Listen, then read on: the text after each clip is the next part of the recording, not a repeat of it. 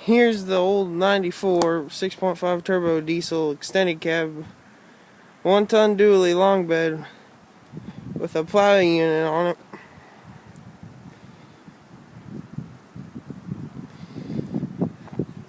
Back there's an old 78 half-ton square body chassis and transmission. I just thought I'd update y'all on everything around here. See y'all later.